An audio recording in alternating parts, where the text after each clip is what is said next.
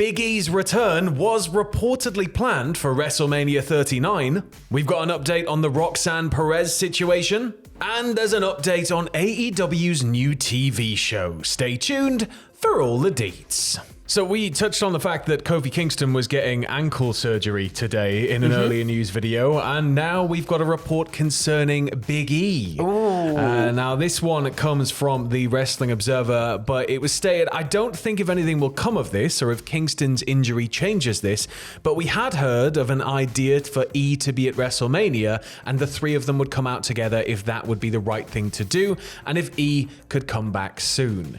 So I think everybody would love to see Big E, Kofi, and Xavier back together again for just even one moment. Absolutely. Just get them out on the stage. Just do something with them. But at the same time, now we've got Kofi potentially on crutches. Big E, again, it's sort of still up in the air regarding his situation. And, man, it would have been such a big moment. So for sure. Fingers crossed it's still on the cards. Fingers crossed it's still on the cards, and fingers crossed, I think it can still be a really good moment. As we were talking about last time, Xavier could absolutely wheel Kofi out in some mad contraption of a wheelchair. This is it. And then out comes Big E to like the surprise of everybody. The huge WrestleMania pop. It would be phenomenal. Maybe they're the ones to kind of like try and shoehorn Miz out of the way, because we know that the Miz is the host of WrestleMania. They could do so much. And they could do some comedic stuff that way. That'd be amazing. Just anything.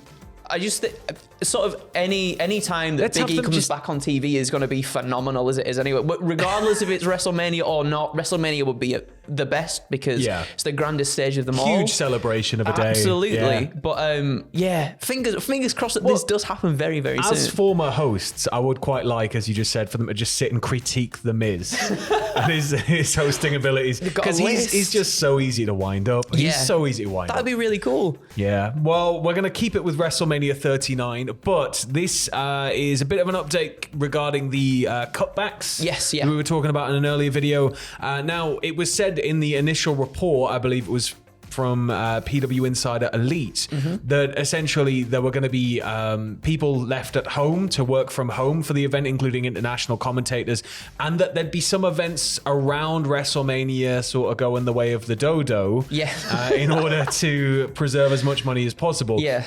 The update reads again from the Observer: there are going to be cutbacks. There are going to be cutbacks to the show, but not in ways that any fan would notice, which is good news, because that means that there's no mega big super events that are just now not going to happen. But it said less personnel will be brought in, and some of the foreign language announcers that have been brought in previously will be announcing via remote. Which the word there's some, so I'm imagining we're going to have some of the foreign announcers still in the building. I think so, but.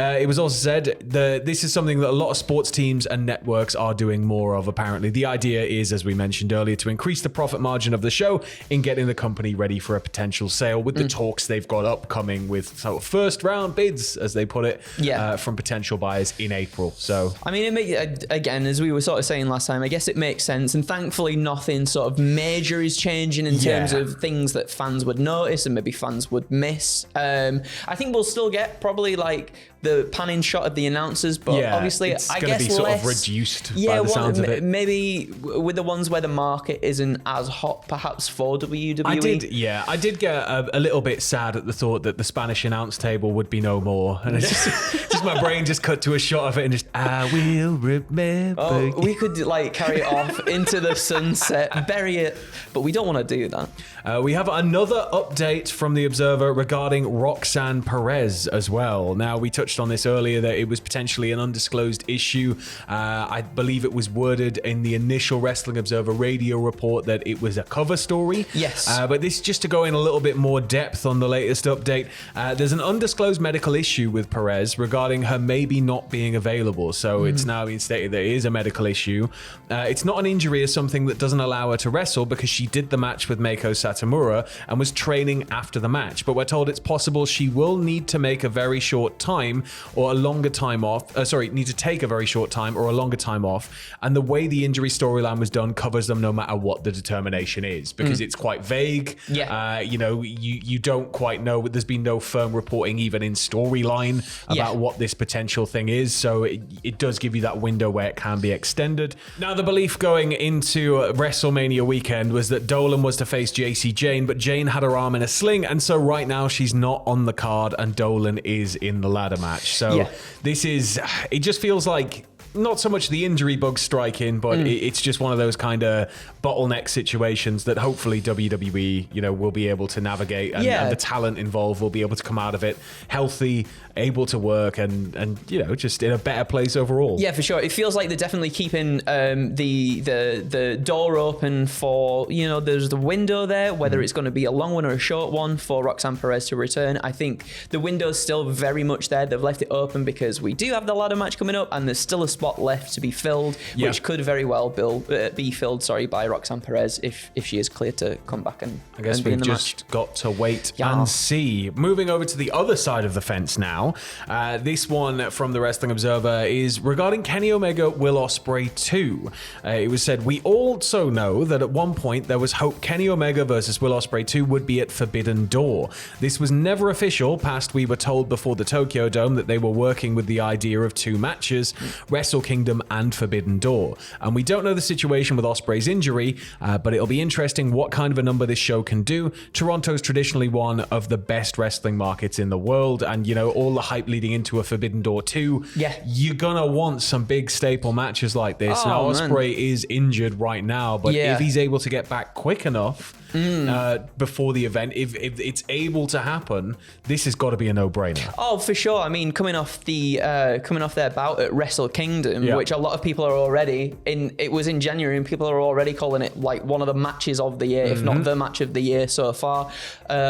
Kenny Omega, I believe, picked up the IWGP United States Championship in that match as well, so there's still that on the line too. As you were saying, if Will Ospreay can get back in time and we can see like them two go off again at it, maybe with the title on the line, especially as well, with Kenny in his home market of Canada as well. You've got to think that crowd is going to be absolutely insanely wild. But yeah, fingers crossed. Fingers crossed this is the plan. Fingers crossed it can go off. But moving over to the TV side, the sort of TV deal side of AEW right now, there's been a lot of talk this week, again from the Observer, but there's been a lot of talk this week about a third weekly AEW wrestling TV show. Now AEW already has Dark and Dark Elevation, Dynamite, Rampage. I think there's like 5 shows in all that are part of AEW canon, but in terms of televised canon, we've only got the 2 right now. So this would be a third weekly, wrestling in-ring product. AEW didn't confirm or deny, apparently, when asked about this. It's notable that Warner Brothers Discovery had just turned down a Ring of Honor television show, which is why it was put on Honor Club. The story is that it would be a Saturday show. In theory, that would probably lead to Friday tapings of Rampage and the new show. AEW did just file to trademark the name AEW Collision as well, so that's likely the name if there is a new show. I think, the size of the roster, it makes sense. If you can do 2 shows in one night, people are getting extra value for money. It makes sense. The issue you may run into is crowds getting tired, which we'd see with 205 Live when they used to record it after SmackDown and then before SmackDown. And it sort of, they had to find that sweet spot and they never really landed it. So you've got to think that it's possible. It's only a good thing for AEW's product to have more TV time. But you're going to kind of want to structure it in such a way that the crowd is going to be hot for the whole thing. Yeah, for sure. Like, I completely get that side of it as well. I guess the other criticism, though, would be that perhaps the other 2 shows also need a little bit more structuring. 3 shows, Tony. 3 shows. 3 shows. How many shows do you need, Tony? I think things could still definitely improve, especially as of late, sort of with Dynamite and Rampage and the structuring and what actually is going on. Maybe focus on them a little bit more before adding another show into the mix. And then Ring of Honor is also on the periphery. Another thing too. I mean, I wonder if they'll do something different. It would be nice to see something different in terms of maybe it's like a WCW Saturday night where you've got a lot of maybe talky, interviewee segments and things like that too, just to change it up. Just a slightly different feel. Yeah, for sure. Yeah, for because sure. Rampage and Dynamite, while they do feel different, they're still kind of very much on the same side of the seat. Yeah, for sure. You want something that's kind of going to cover the other side a little bit. Which would be that would be nice to see. Yeah. But finishing off with a bit of an interesting, bit of a strange one, and that is that Chris Jericho has had a street named after him. What? So on the afternoon of the 15th of March, the Winnipeg City Council named the street that Chris Jericho grew up on as Chris Jericho Way. Now, it's more of an honorary street name, apparently, but Jericho was awarded the Queen Elizabeth II Jubilee Medal for the province of Manitoba, which is, I mean, he's got a royal accolade now. Well, I mean, we'll see. We're never going to hear the end of it. Let's not go Even too though far. the province has awarded about 1,000 of those medals in the past. The idea of Jericho Way was originally apparently a Jericho idea at first. Fantastic. And then brought to AEW Public Relations to see if they could make it happen, which of course they have. They also contacted Joe Aiello, a huge wrestling fan, who's been one of the most popular Winnipeg radio personalities for decades. At one point, the idea was apparently dead. Then Jericho contacting Winnipeg Mayor Scott Gillingham and kind of got the city council talking about it. Yep. Shortly after that, they contacted him, said it was happening.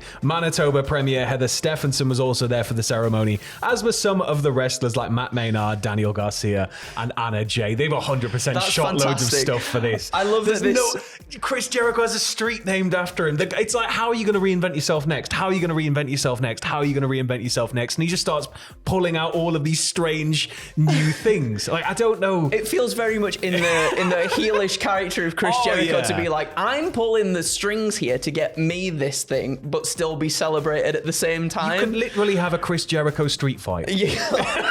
Maybe that is the idea after all. Maybe that's what they end up doing. On the street. That would in be kind of cool. Fists taped, they go into like his tradition. his old house that he grew up in, but he actually doesn't live his there old anymore. bedroom, and there's just a terrified family inside. Well, that is it. Congratulations to Chris Jericho on getting a street named after you, you mentalist.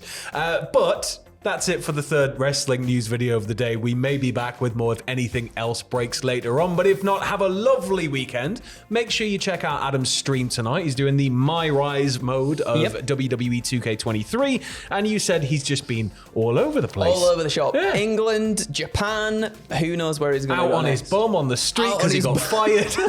Yeah, he did get fired as well. It's a crazy time, everybody. That's 9 p.m. youtube.com/cultaholic/live. You don't want to miss it. So we'll catch you in a bit. Have a good one. See you tomorrow for Saturday News.